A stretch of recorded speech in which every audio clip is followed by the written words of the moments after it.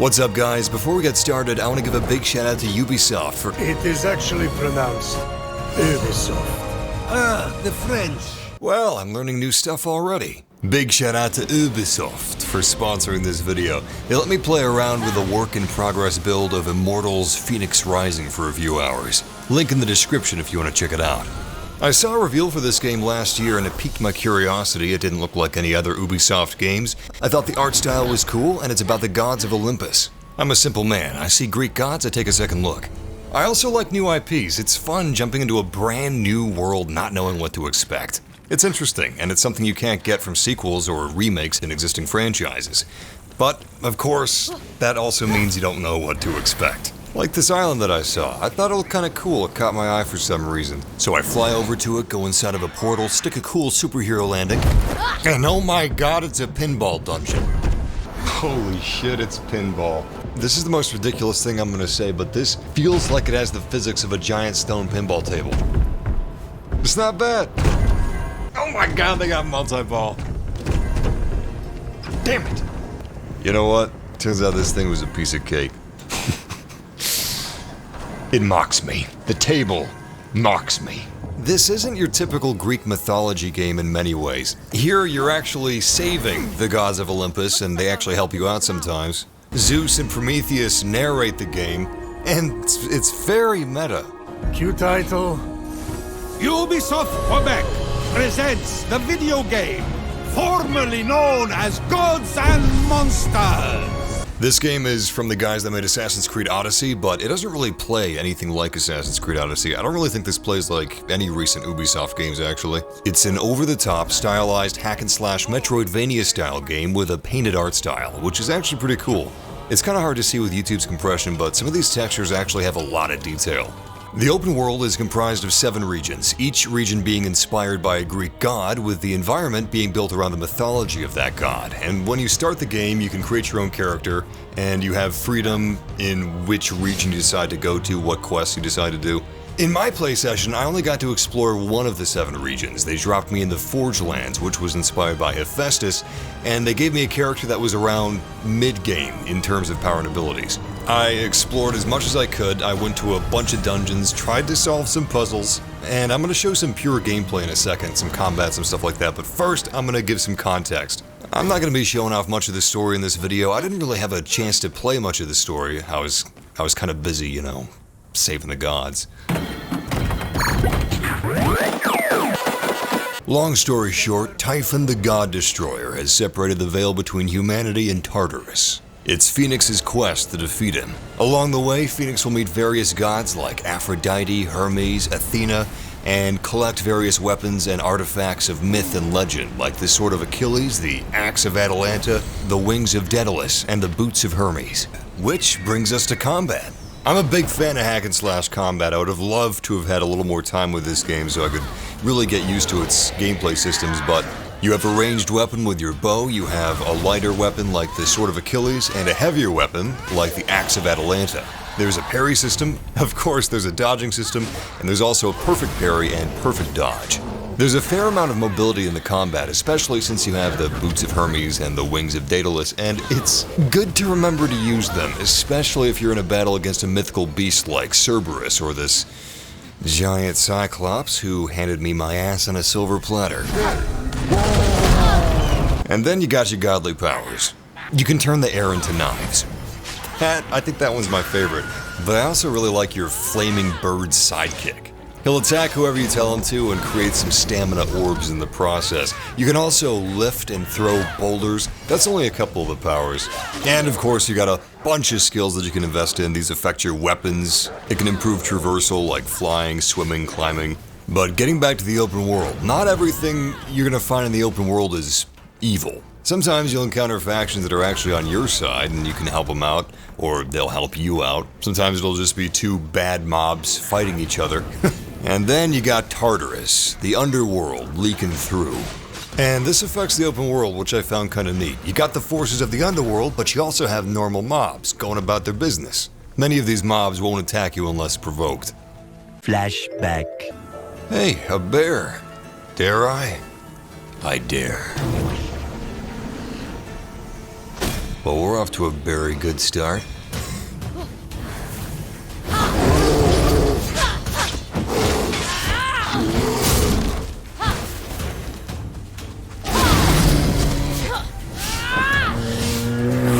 I'm not giving him the easy way out. I want him to be awake for this. He's gonna feel it. Wait, is that his tongue derping out? Alright, that's kind of cute. That's actually adorable. Don't think that changes anything, though. Wait, what? He's just sucker punched me. He came out of nowhere. No, stop. Give me a second, damn it. I had to call in some backup for this guy. The nerve of these bears! My goodness!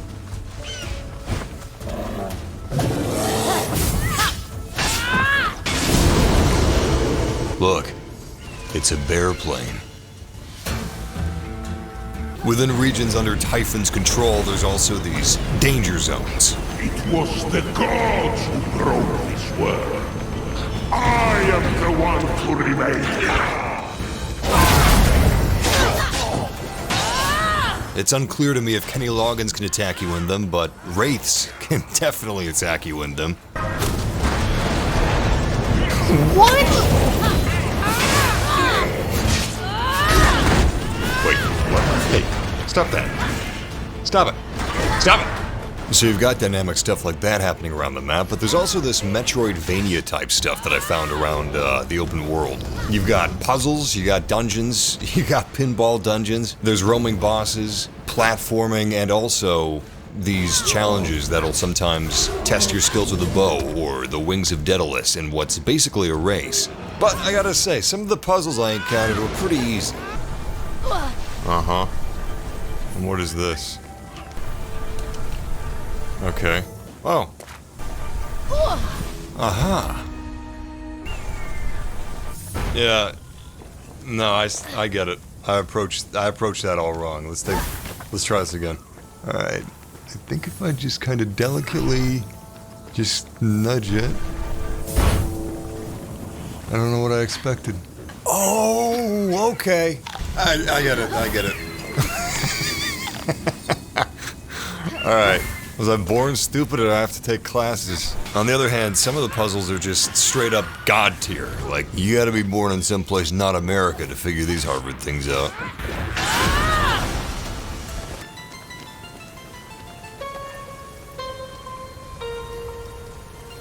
How am I gonna remember this?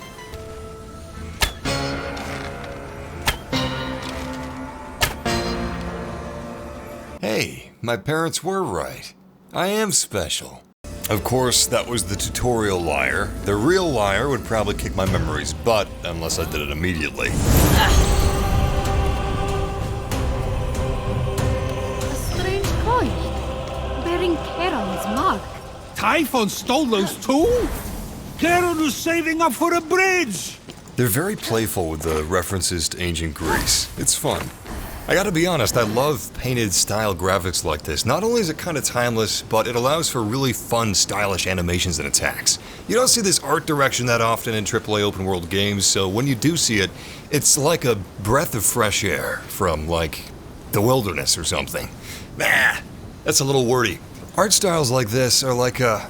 It's like a breath of the wild. Actually, this art style has a lot of unique flair. I was really impressed by the detail of some of these textures. The cartoony aesthetic also does a lot of favors for animations, which is great for a hack and slash. There's a fun personality to the animations that realistic graphics wouldn't be able to get away with because it would break suspension of disbelief.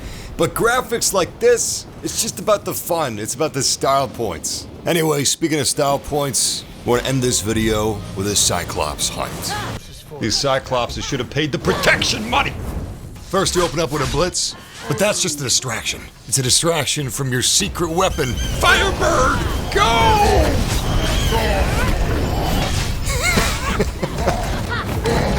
Did he just throw a rock at his own guy?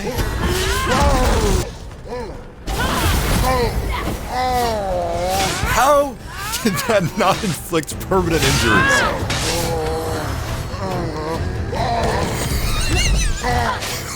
What are you doing? These guys are just stepping all over each other.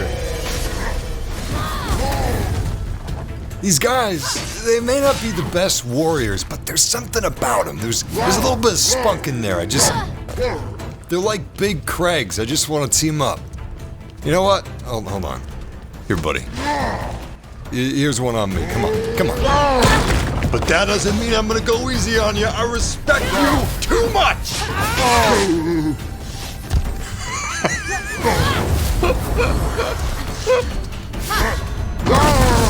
Who voiced this? A hollow threat.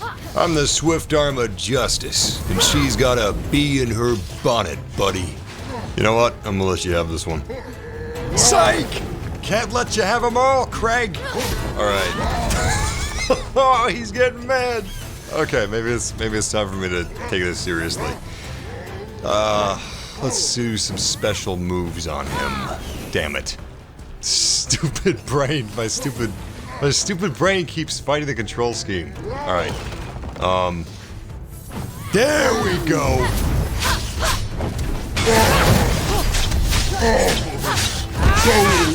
Oh my god, dude's breaking my heart.